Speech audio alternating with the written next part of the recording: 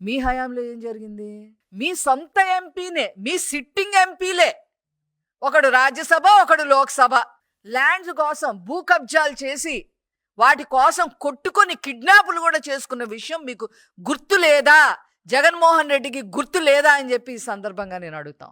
మీరు ఈరోజు భూ కబ్జాల గురించి మాట్లాడుతూ ఉంటే ప్రజలు నవ్విపోతున్నారని చెప్పి ఈ సందర్భంగా, ఉత్తరాంధ్రాన్ని రావణ కాష్టంలాగా తయారు చేశారు మీ హయాంలో.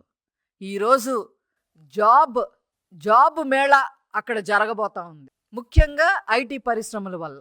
ఈ విషయాన్ని గుర్తుపెట్టుకొని కనీసం నోరు మూసుకొనన్నా ఊరుకోవాలి కదా. ఎమ్మటే ప్రెస్ మీట్లు పెట్టడం, దిక్కుమాలిన ప్రెస్ మీట్లు పెట్టడం, సాక్షి పేపర్లో అవన్నీ వేయడం, ప్రజలు నవ్విపోతూ ఉన్నారు. 11 సీట్లకు మిమ్మల్ని పరిమితం చేసినా కూడా మీకు ఏ మాత్రం కూడా సెన్స్ లేకుండా మాట్లాడటం అనేది చాలా దారుణమైన విషయం అని ఈ సందర్భంగా నేను తెలియజేస్తా ఉన్నాను. చంద్రబాబు నాయుడు గారు ఒక విజనరీ, జగన్మోహన్ రెడ్డి ఒక ప్రిజనరీ. చంద్రబాబు నాయుడు గారికి నిర్మాణకంగా ఎట్లాగ రాష్ట్రాన్ని ముందుకు తీసుకెళ్లాలో తెలుసు. జగన్మోహన్ రెడ్డికి విధ్వంసం చేసే విధంగా ఎలా రాష్ట్రాన్ని ముందుకు తీసుకెళ్లాలో తెలుసు. ప్రజలందరూ కూడా చూశారు. మాదంతా కట్టుడు వ్యవహారం, మీదంతా కూల్చుడు వ్యవహారం. ఇంత జరిగినా కానీ ఈరోజు మళ్ళీ అవాకులు చవాకులు పేలుస్తుంటే ఖబర్దార్ జాగ్రత్త అని చెప్పి ఈ సందర్భంగా తెలియదు. అసలు నాకైతే పర్సనల్గా వీళ్ళ కనీసం కొన్ని పదాలు కూడా వీళ్ళకి తెలియదు.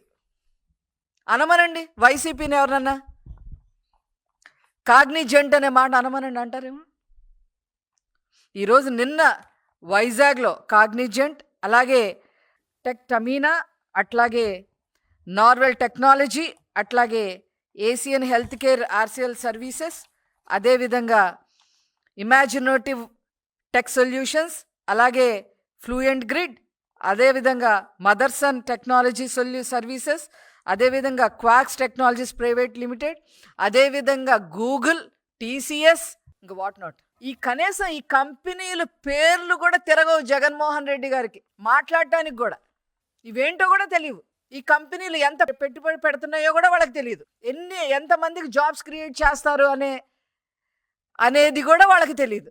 ఇష్టం వచ్చినట్టుగా మాట్లాడేస్తూ ఉంటారు. ఇంకో విషయం ఇంకా చెప్పాలంటే, ఈ సమిట్స్ గురించి, ఈ శంకుస్థాపనల గురించి, మా హయాంలో జరిగిన సమిట్ల గురించి, శంకుస్థాపనల గురించి, నారా లోకేష్ గారి గురించి, ఏదో నారా లోకేష్ గారిని ప్రమోట్ చేస్తున్నాడు. ఎవరు? ఆయన స్టాన్ఫోర్డ్ యూనివర్సిటీలో చదివచ్చారు. ఆయన ఒకరు ప్రమోట్ చేయడం ఏంటి నాకు అర్థం కాదు. 91,000 మెజారిటీతో కూర్చున్నారు అక్కడ. మంగళగిరి కాన్స్టిట్యున్సీలో 40 సంవత్సరాల నుంచి గెలవని కాన్స్టిట్యున్సీలో 91,000 మెజారిటీతో కూర్చున్నారు ఆయన అక్కడ. ఒక సత్యనాథళ్ళ, ఒక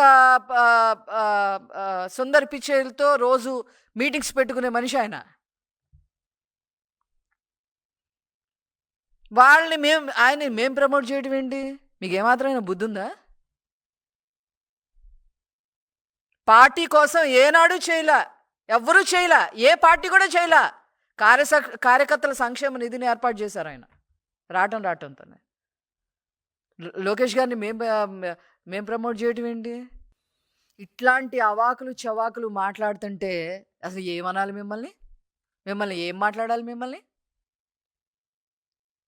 మీకు అసలు మాట్లాడే అర్హత ఉందా? లోకేష్ గారి గురించి మాట్లాడే అర్హత అసలు మీకుందా? అసలు లోకేష్ గారి పేరు ఉచ్చరించే అర్హత మీకుందా? ప్రజల్ని అన్ని విధాలుగా నాశనం చేసి 43,000 కోట్లు మింగేస్తే జప్తు చేశారు మీ ఆస్తులు, జగన్మోహన్ రెడ్డి ఆస్తులు. ఆ విషయం మీకు గుర్తులేదా? చేతనైతే హర్షించండి, లేదా నోరు మూసుకొని కూర్చోండి. అంతేగాని లేని మాటలు మాట్లాడితే ప్రజలు నమ్మే పరిస్థితి లేదు. ఈరోజు యువతకి సంబంధించిన తల్లిదండ్రులే ఒకరోజు మీకు బడిత పూజ చేసే రోజు వస్తుంది. 3 రాజధానుల పేరుతో 3 ముక్కల ఆట ఆడారు మీరు. ఈయనేంటి జగన్మోహన్ రెడ్డి పద్దాకల రాజధానులు, 3 రాజధానులు అంటాడు. ఏం చేశాడు ఏంటంటే, ఈయన చేశాడు, ఒక పని చేశాడు 3 రాజధానుల పేరుతో. ఏం చేశారో తెలుసా? హైదరాబాద్కి అమర్ రాజాని తరిమేశారు, హైదరాబాద్ రాజధానికి. బెంగళూరు రాజధానికి ఇన్ఫోసిక్స్ తరిమేశారు. చెన్నై రాజధానికి కియా అనుబంధ సంస్థలు తరిమేశారు. అది ఈయన చేసిన పని. ప్రజలు ఇవన్నీ గమనించట్లేదు అనుకుంటున్నారా? యా ఇంకోటి సమిట్ల గురించి నేను చెప్పే ముందు వీళ్ళు చేసిన సమిట్ కూడా మనం అందరం ఒకసారి గుర్తు చేసుకోవాలి. జగన్మోహన్ రెడ్డి గారి హయాంలో చేసిన సమిట్ని ఒకసారి ఇప్పుడు చూద్దాం.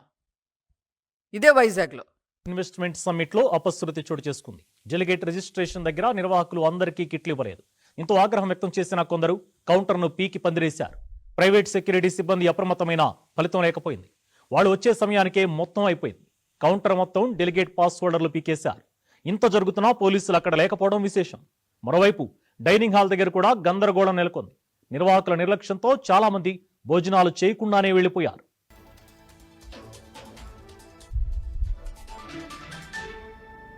ఇది వీళ్ళు చేసిన తంతు. అసలు ప్రజలేమంటున్నారు? విశాఖపట్నంలో ఉన్న ప్రజలు ఏమంటున్నారు? ఈ సమిట్ ఏదైతే జగన్మోహన్ రెడ్డి గారు ఆనాడు సమిట్ని కండక్ట్ చేశారో వైజాగ్లో, అక్కడ అందరూ కూడా వచ్చింది ఇన్వెస్టర్స్ కాదు. వైసీపీ కార్యకర్తలందరికీ అద్దె కోట్లు ఇచ్చి ఆ లోపలికి పంపారు, కూర్చోపెట్టారు. వాళ్ళకి గిఫ్ట్లు ఇచ్చే ఏంటి ప్రజల సొమ్ముతో గిఫ్ట్లు ఇచ్చే ప్రయత్నం చేస్తే అందరూ కొట్టుకున్నారు ఆ గిఫ్ట్ల కోసం. భోజనాలు కూడా సరిగ్గా పెట్టకపోతే అందకపోతే అక్కడ కూడా కొట్టుకున్నారు అని. ఒక్క ఇన్వెస్టర్ కూడా రాలేదు అని.